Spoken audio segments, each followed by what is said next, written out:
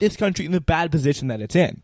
And that's not like the most important thing, but to kind of give you a sense to rile up your voters, you got to point out a common enemy. You got to point out something that you're mobilizing your campaign against. For Trump, it was the most vulnerable people in this entire country. And we spent a lot of time talking about Democrats, but I think that's something that should really not be lost. Like, the essence of the Trump campaign, the essence of the Trump presidency is pointing out, and really the essence of the entire Republican Party, everything conservative at this point in time, is saying that the people who are causing the most problems are the people with the least power in America. What Bernie Sanders is saying is pretty much the exact opposite. The people who are calling you the least, who are causing you harm, who are bringing you back, who are stopping you from having a better life, those people are the people with the most power. These are the people, the health insurance companies, the people, the bosses, like those people are the ones who are saying that you can't advance. They're holding you back. They're pushing the profits for themselves. And that kind of rhetoric, that kind of, I think, is incredibly effective. Don't get me wrong. The demagoguery of Donald Trump is incredibly effective too. That's why he won. It's a big part of why he won. I wouldn't think it was all of it. I'm not going to come out here and say, oh, it's just because they all hate immigrants all of a sudden, all at once. But it is a big part of why he won. It's because he comes out, he has that message of these people are out to screw you, and that mobilizes people, that pisses people off, especially when people feel like they have been screwed, which they do right now. And what do you have with this James Carville type character? You've got nothing. You have literally nothing on offer. Just a vague discussion about a single woman going to the University of Houston. Like, I don't know, did Elizabeth Warren go to the University of Houston? Am I forgetting something? But like, no, I'm from what I know about her, maybe I'm wrong, but like, she didn't go. He's talking about random stuff here. This is just one person. What are you gonna do for their lives? What milquetoast policies you probably have are you gonna do for your lives? You don't want to talk about them. You just want to talk about random stuff that maybe worked in the 90s but doesn't work now because people are pissed off and they want to know what you're going to do for them right now. That is the problem. People want change, and people like James Carville, they don't get that. They just don't get that. The working class of this country is pissed off. Not be so technocratic or programmatic or anything else, but say I have the skill to put this to work, to improve your life.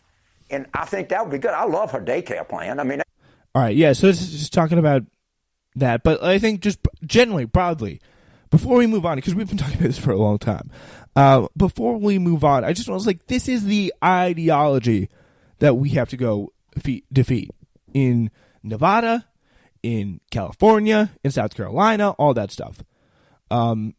Yeah, so this is really, it's endemic of liberals of the Clinton 1990s vintage. The insistence that their caricatured ideal of the working class cannot stomach, as he likes to say, the quote-unquote single mother going to the University of Houston.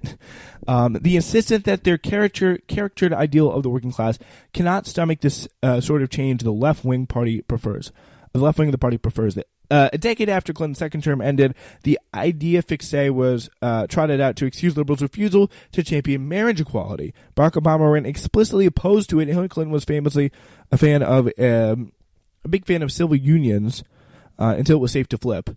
Like, that's what's going on. That's the soul of the Democratic Party. That's the Democratic Party that everybody hates. That's the Democratic Party that Bernie Sanders actively chose not to be a part of. Like, you get what I'm saying here?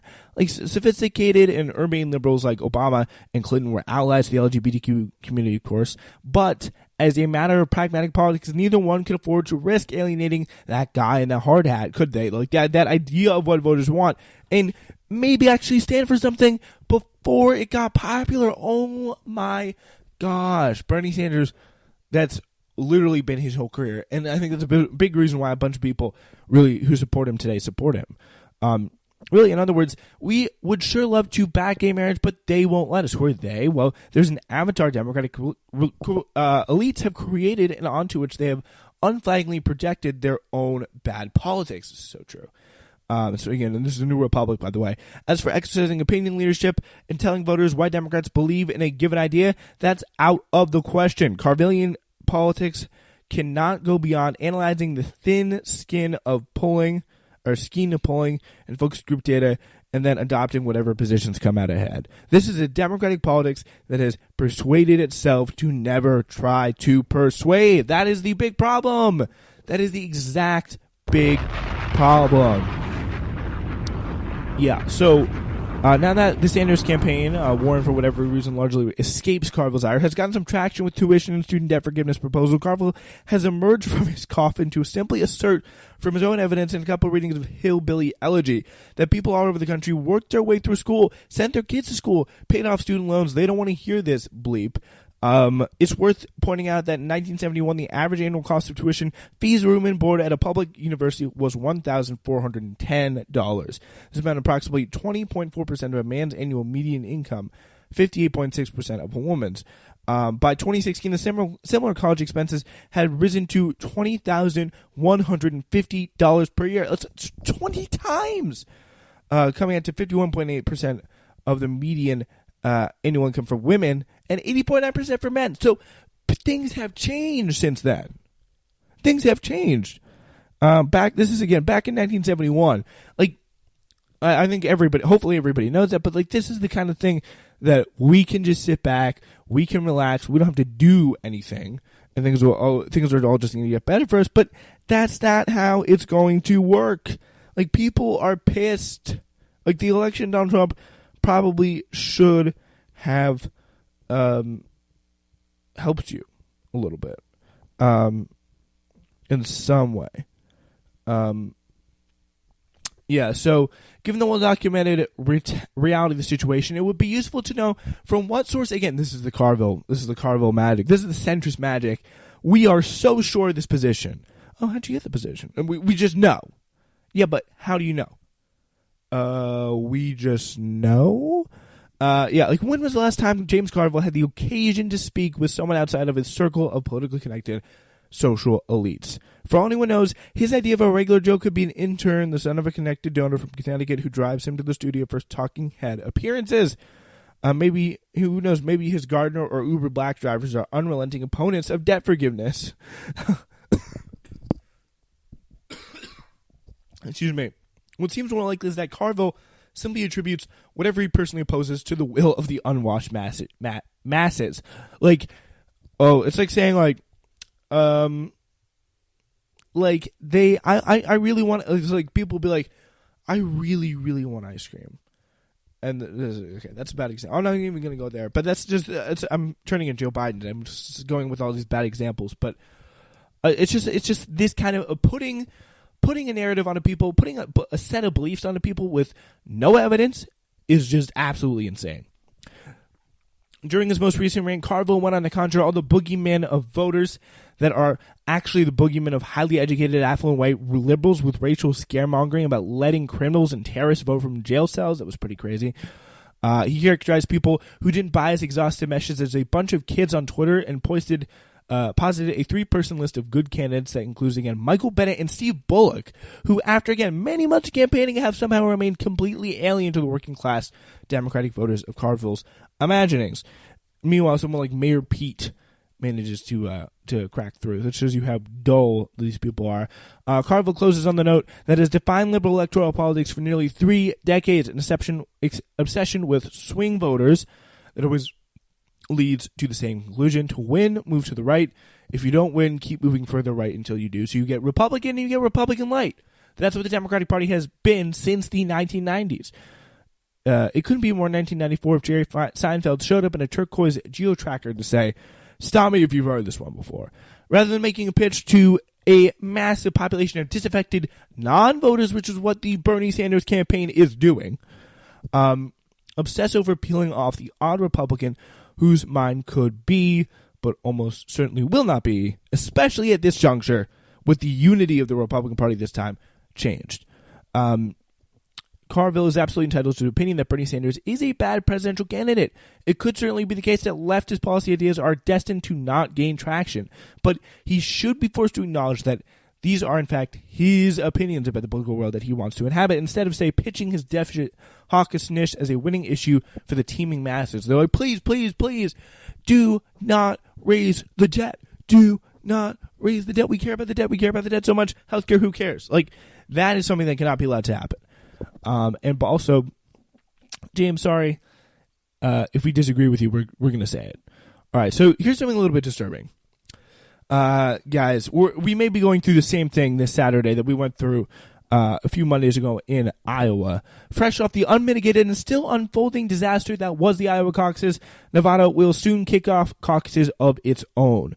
After understandably scrapping its plans to use an app made by Shadow Inc., the company behind Iowa's faded caucus app, the Nevada State Democratic Party is now scrambling to come up with a solution before the early voting period begins on February 15th. Exactly what the solution might be remains a mystery to the greater public. Multiple reports say the party is planning to what it calls an iPad tool, which the party volunteers, told volunteers is not an app, despite app-like properties. But the state party has yet to confirm how much this or much of anything else. Nevada's secrecy is not a good sign, given how tight-lipped its Iowa predecessors were. So, just saying, the caucus process differs depending on the state and political party that does them.